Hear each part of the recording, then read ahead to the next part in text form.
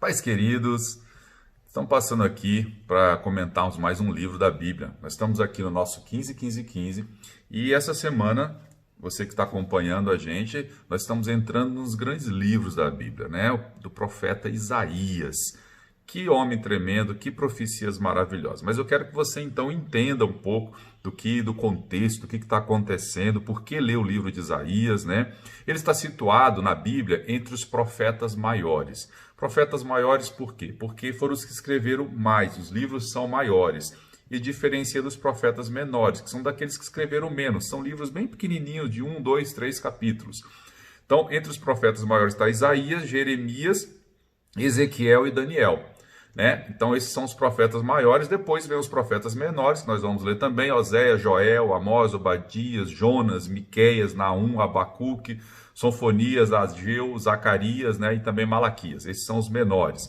Então o que a gente tem que entender no livro de Isaías? A história, principalmente o contexto histórico em que ele começou a profetizar. Para você entender o contexto histórico, é importante você voltar e ler, né? Voltar em 2 Crônicas, leu do capítulo 26 ao capítulo 32. 2 Crônicas, do capítulo 26 ao capítulo 32, você vai entender quais eram os reis que estavam reinando, o que estava acontecendo com a nação, para você compreender por que das profecias de Isaías.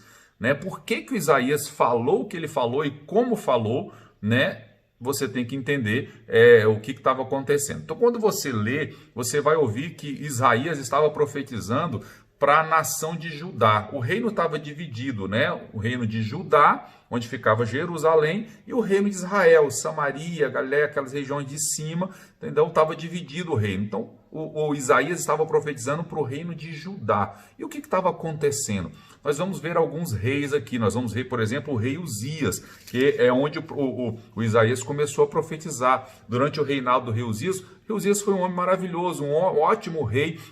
Ele fez o que o Senhor servia, mas ele terminou muito mal. Você vai ver no capítulo 26 de 2 Crônicas que ele fez uma tremenda bobagem. Por isso ele acabou se tornando um leproso e terminou seus dias muito mal. Logo depois dele, veio o filho dele, o rei Jotão, que também fez o que o Senhor agradava, fez um ótimo governo.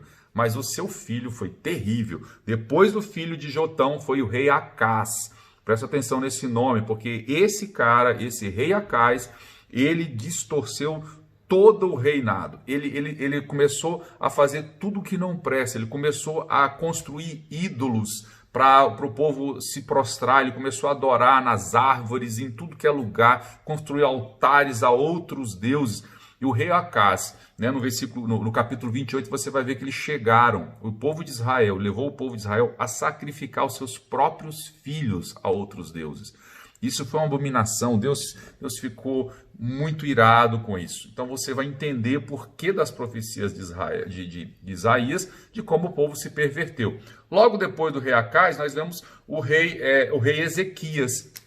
Esse sim fez o que Deus queria, o que Deus agradava, o que agradava ao Senhor. E aí veio um tempo de paz, um tempo de bonança. Mas logo depois veio o filho dele, o filho do rei Ezequias, que foi o rei Manassés. Foi o pior rei que já passou por Israel.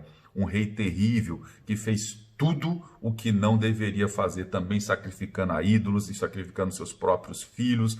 Foi terrível. E diz a tradição que esse rei Manassés, né, ele que matou Isaías, ele cerrou Isaías ao meio, né? Abriu as pernas e cortou Isaías ao meio com uma serra. Então diz a tradição, não é a Bíblia, mas a tradição diz que isso aconteceu. Por isso nós vemos o livro de Isaías. Aí Deus chama esse homem para ele profetizar contra esse caos que estava acontecendo em Israel. E a gente vai observar que Isaías é tremendo, ele é dividido em partes. E eu quero que você entenda isso. Do capítulo 1 até o capítulo 39, né, você vai ver Deus, a fase de denúncia. Deus está denunciando o pecado do seu povo, dizendo: vocês erraram, vocês pecaram, vocês me abandonaram.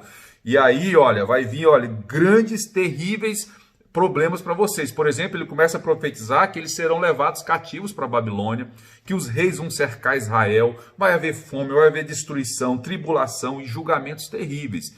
inclusive ele começa a profetizar o julgamento dos últimos dias, né? Depois vem uma outra fase, do capítulo 40 ao 66, que é uma fase de consolação. Ele começa então a ensinar o povo que Deus vai trazer o povo de volta, né? Mesmo antes disso tudo ter acontecido, mesmo antes do povo ir, ele já está profetizando que Deus vai trazer o povo de volta, o povo vai se arrepender, eles vão se consertar, vai haver uma restauração, tá? Então a gente começa a observar isso. Inclusive tem partes dele que já se cumpriram, outras partes que ainda nem se cumpriram, vão se cumprir lá na frente, no reino eterno do Senhor. Então a gente precisa entender isso.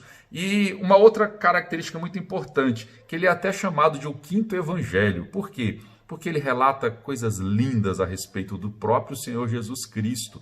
Você vê muitos capítulos, alguns capítulos, muitos versículos de Isaías que são proféticos, que se apontam para Jesus, como a gente consegue ler, né, o famoso, né, e tão lindo capítulo 53 do livro de Isaías, né?